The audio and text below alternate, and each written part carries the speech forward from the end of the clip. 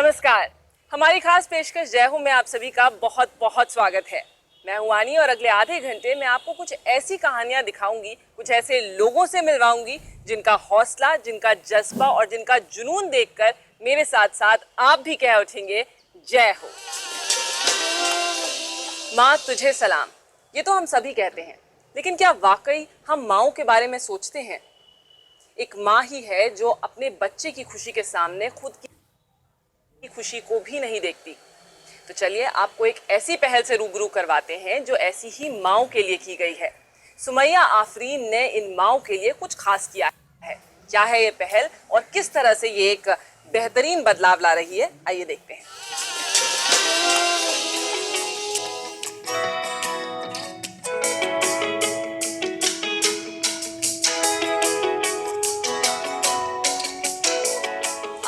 मेरा सुमैया आफरीन है। मैं को फाउंडर हूँ लक्ष्य जीवन जागृति की। Where is the section for ladies? Repeat करो। Where is the section for ladies? One voice. Karol Bagh में चल रहे इस क्लास में पढ़ रही ये महिलाएं या तो बहुत गरीब हैं या फिर अपनी जिम्मेदारियों को निभाते हुए खुद को पीछे छोड़ चुकी हैं।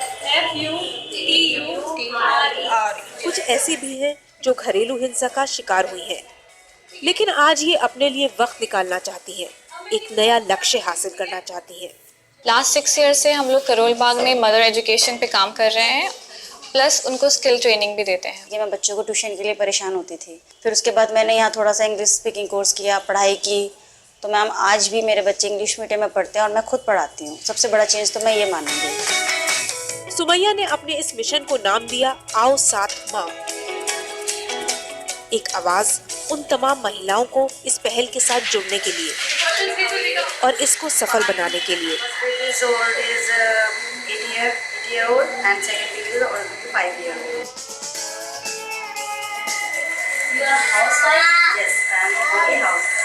सुमैया ने ग्रेजुएशन के दूसरे साल में ही इस पहल की शुरुआत की, फिर सोशल वर्क्स में मास्टर्स भी पूरा किया और जगह जगह अपनी इस पहल को पेश किया। ये आइडिया बेसिकली मैं और मिस्टर राहुल गोस्वामी हम एक रिसर्च पेपर पे काम कर रहे थे जो कि हमें IIM अहमदाबाद में प्रेजेंट करना था। उसी दौरान हमारी मुलाकात एक लेडी से हुई जो कि विडो थी। उस टाइम जो उनका स्ट्रगल की कहानी है उन्होंने हमें सुनाई ड्यूरिंग दैट केस स्टडी, तो हमें लगा कि ये एक बेसिक रूट प्रॉब्लम है जो कि हर सिटी में, हर नेबरहुड में, हर ऐसी लेडी, कोई ना कोई ऐसी लेडी ज़रूर मिलेगी आपको जो कहीं ना कहीं स्ट्रगल कर रही है। और फिर वहीं से हमने मदर एजुकेशन को बढ़ावा देने की कोशिश की। सुमैया की इस कोशिश से अब तक 6103 महिलाएं इस काबिल हो गई हैं कि अपने बारे में सोच सकें।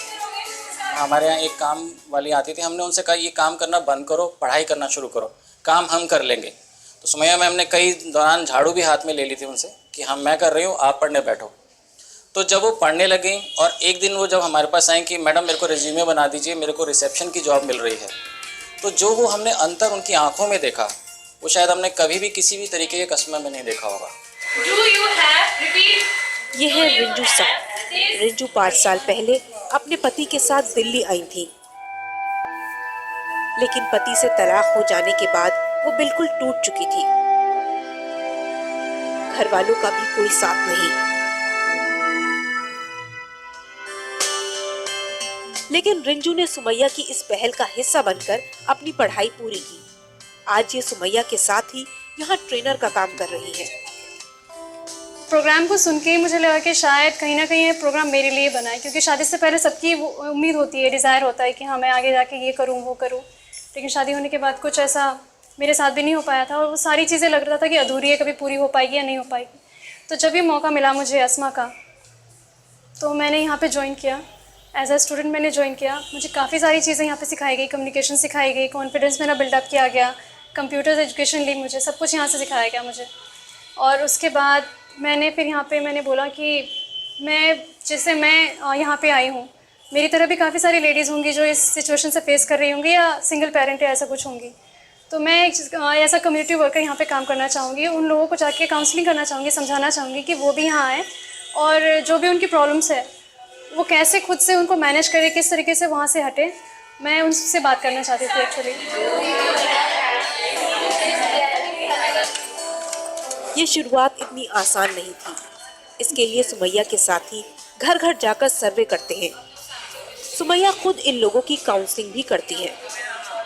पेरेंट्स भी डाउटफुल थे कि क्या है, क्योंकि उसके 1 साल तक बहुत स्ट्रगल हुआ बेसिकली रिसोर्सेज पे।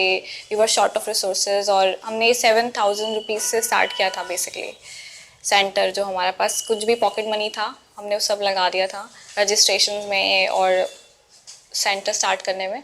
तो ये सबको कुछ आइडिया नहीं था, कोई कॉन्फिडेंस नहीं था हम पे कि हम कुछ कर भी पाएंगे आगे जाकर।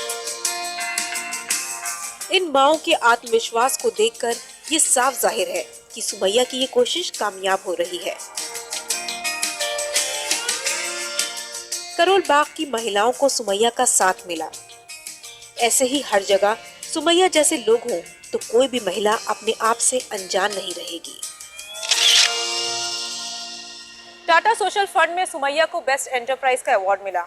इतना ही नहीं, ग्लोबल गुड फंड में 1400 लोगों में से 12 चुने गए लोगों में से सुमैया एक थी। सुमैया की इस कोशिश को हमारा सलाम। देश की स्वास्थ्य सेवाओं में इतना विस्तार होने के बावजूद ये सेवाएं देश के ग्रामीणों तक नहीं पहुंच पा रही हैं। लेकिन उदयपुर में काम